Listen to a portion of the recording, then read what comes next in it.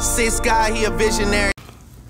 So YNW Melly's mother might have lied, according to one person who said that they were a juror in the jury pool. Jurors wanted to convict YNW Melly of 2 murders in Broward. Former juror says manipulative woman was to blame for YNW Melly mistrial. Former juror says Fort Lauderdale, Florida.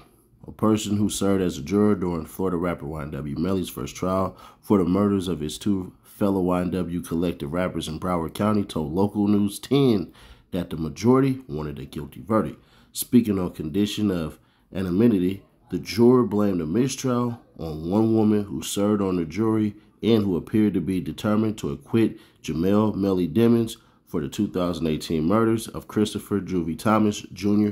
and Anthony Sack Chaser Williams. From day one, she had issues with the 4-person selected, at one point crossing her arms and saying she was done. When another juror asked to not shut down and set her feelings aside, she exploded.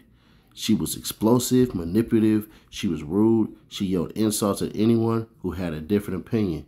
She was there to cause chaos, the former juror said.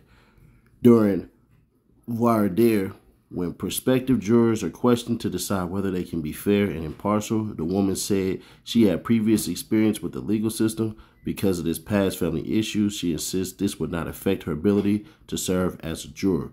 On the last day of deliberation, the former juror said that while it appeared that they were 11-1 to convict Demons of manslaughter with a deadly weapon, the woman pulled 2 jurors aside and spoke to them for a few minutes, convincing them to come to her side. Then she came over and announced to the group that they had changed their minds, but when another juror asked why she was speaking for them, she exploded. The former juror said, adding that the woman then hurled insults, including gay slurs, at the men who questioned her. Without an agreement, Broward County Circuit Judge John J. Murphy declared a mistrial on July 22nd. It's something we're never going to forget, the former juror said. We were shaking at the end. The former juror said the decision to speak up about what happened behind the scenes resulted from reports that Demons' mother, Jamie Demons King, was saying the jury was deadlocked at 9-3 in favor of acquittal. The former juror said it was actually the opposite. 9 of the juries believed Demons was guilty. That's just not true. I don't want someone out there changing my vote, the former juror said. You tell a lie enough and it becomes the truth.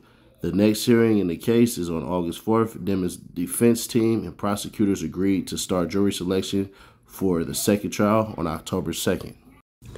If this is true and there was only one person, Melly's done. So I hate to say it, but I'll go back to my original statement. Bruh, a retrial, he's going to be finished. It don't look good. Because if it was a 9-3, then we're just basically saying they didn't make their case.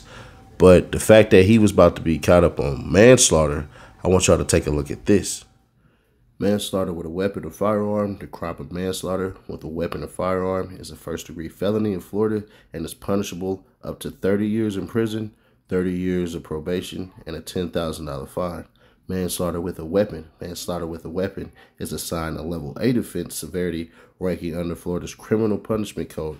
Absent grounds for a downward departure sentence, a judge is required to sentence a person convicted of manslaughter with a weapon to a minimum sentence of 10 1/3 years in prison, but may also sentence the person up to the statutory maximum of 30 years in prison. Manslaughter with a firearm is assigned level 8 offense severity ranking and assessed an additional 18 sentencing points for possession of a firearm under Florida's criminal punishment.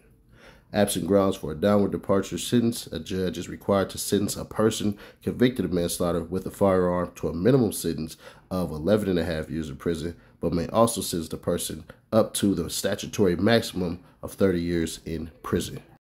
Now, let me say this. More than likely, it's a black woman. So shout out to her. But also, bruh, let's be fair. We don't know the racial makeup of that. We don't know the gender makeup of that. She might have been the only one fighting for him because they could have already had their minds made up. And they could be conceived as being manipulative and all that and everything like that. So there's that part. So I don't want to hear from these morons talking about, oh, she was manipulative and she was loud and she was rude. Bruh, y'all probably wasn't letting her talk. And then when she did have a chance to talk, which y'all didn't like, she was able to flip over people. So I don't want to hear about how this woman was mean and manipulative and calling people all this and everything like that, because y'all had preconceived notions.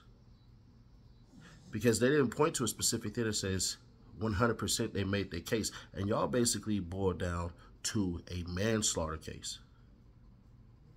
So y'all couldn't even convict him of murder, essentially. Y'all was going to convict that man of manslaughter and possibly get him 30 years with a minimum of 10 or 11 and a half years. Well, 10 and a third or 11 and a half years. So when y'all hear stuff like that, peep what they're not saying. They didn't say we were being fair and letting everybody talk. They said when she spoke. And it should be noted that, one, that police officer was manipulating people and threatening them with jail time to get them to capitulate to his will. You don't do that if you have a solid case. Your solid case should not require those threats at all.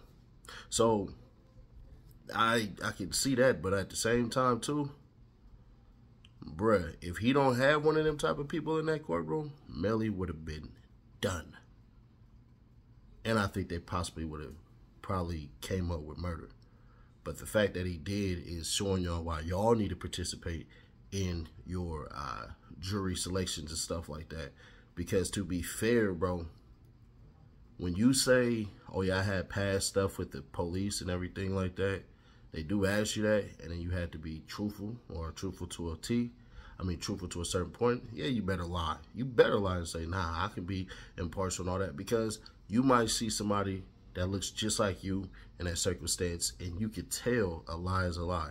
Now, I'm not saying Melly didn't murder these people. I'm not saying he did. All I'm saying is that for them to try to castigate her as this person, why didn't they call the other people spineless?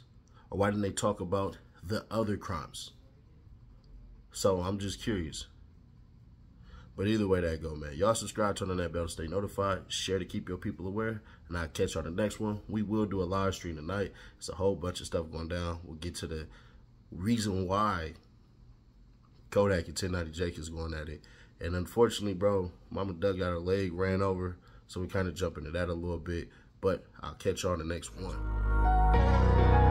They used to say, words couldn't hurt me. Videos, just my name, they getting thirsty. Go ahead and put them in a hearse. It's getting murky, this time I deserve this. I'm ready for whatever war said. He been a matador, scared for the things I'm dreaming for.